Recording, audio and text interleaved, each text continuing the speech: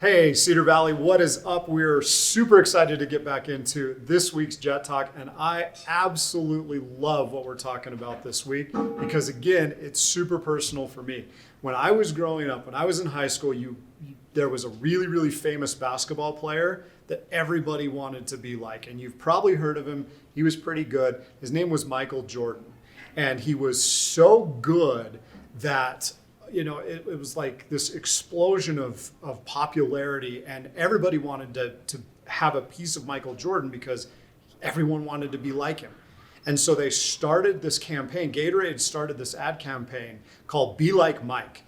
And their whole promotion was, hey, if you want to be like Michael Jordan, drink Gatorade. Okay? And then Nike was big for Michael Jordan as well. So you want to be like Michael Jordan, you wear Nike shoes. So everybody started buying Nike shoes. Everybody started drinking Gatorade.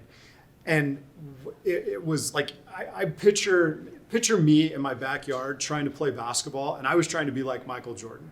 Now, how crazy is that? I'm a 5'6" white kid at this, out there trying to be like Michael Jordan. He's a 6'6", absolute stud athlete. He could jump from the free throw line and get to the basket. There's no way physically I could ever be like Michael Jordan. But what I want to highlight with this is something that every single one of us gets trapped in, and it doesn't ever go away. So if you think when you're an adult it's going to change, it doesn't change. Your teachers will talk to you about it. We all struggle with this, and that's this comparison trap that we all get stuck in. Our culture puts so many things out there that look great, or the products are like, hey, this person uses that, so if you want to be like that person, use this product. And we get stuck in that trap where it's, well, we want to be this, we want to be something different. And we all know what that feels like, to compare ourselves with something out there that we can't ever be like. And it creates this bad, sad feeling that we have inside of ourselves. And it's really frustrating because we want so bad to be good. We want to prove ourselves. We want to do all these other things. And it's all rooted in this idea of comparison. Social media has made this even worse. And it's made it worse for us as adults. I know it's challenging for students out there as well. There was a study that they did that found that 87% of women and 65% of men, and this is adults, compare themselves to images that they see on social media or in traditional media. They compare the body images that they see. And they look at it and they're like, well, I don't look as good as that person. I'm not as strong as that person. I'm not as beautiful as that person. And that has some pretty strong implications for what it does to us psychologically speaking. It really wears us down. There's a great quote by a pastor named Stephen Furtick. He says, the reason we struggle with insecurity is because we compare our behind-the-scenes selves to somebody else's highlight reel. And that's something we all get trapped in. We look on social media, we look on the TV, we see the highlights, and we compare what we know about ourselves behind the scenes to everybody else's highlight film. And so it sets up a really negative dynamic for us. So how do you beat comparison? That's what I want to get to today, because the comparison is the thief of joy. You've probably heard that quote before, but comparison robs us of the things that we would normally enjoy in life because we're looking and saying, well, I don't have as much as somebody else. I'm not as attractive as somebody else. I don't have the right clothes. The list goes on, and you're probably familiar with all of it.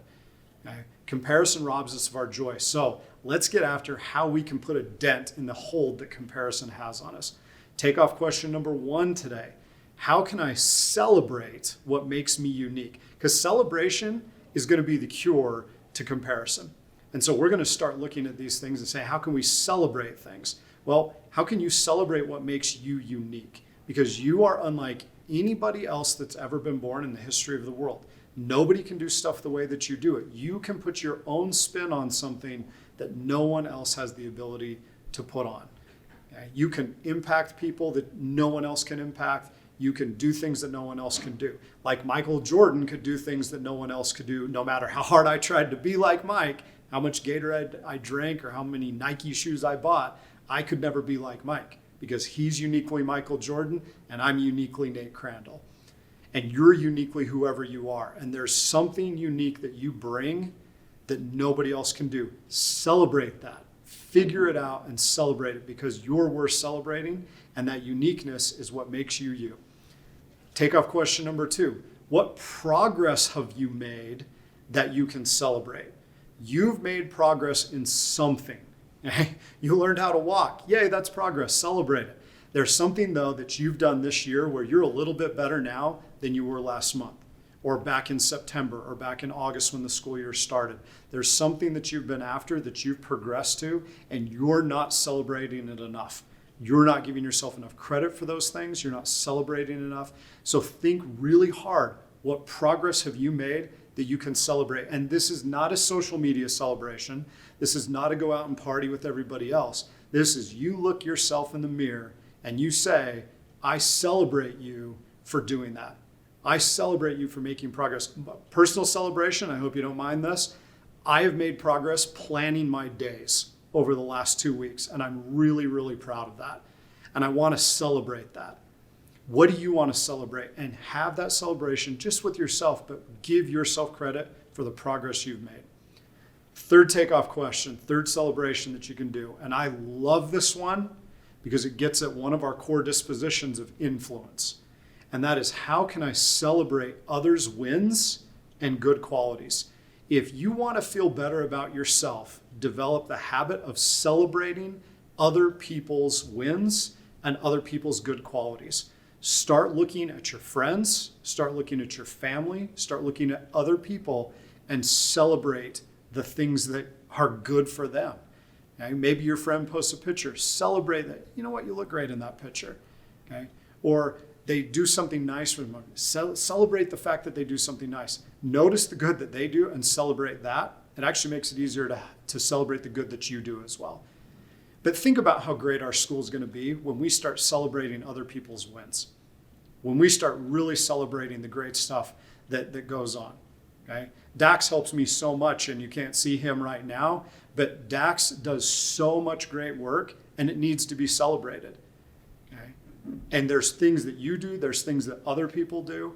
They all need to be celebrated. So please take the time to notice the good that other people do and celebrate that too, because all of these things combine to give you one of your greatest weapons against comparison, and that's gratitude. So fight comparison with gratitude. Be grateful for your uniqueness. Be grateful for the progress you've made. Be grateful for the good things that are happening, not just to yourself, but to other people. And you'll start to win the battle against comparison. Every day, a little bit at a time, stick with it, because you can win this battle. You can beat comparison. We love you. We believe in you. We're super proud of you, and we're here to help you out. Go get them, Cedar Valley.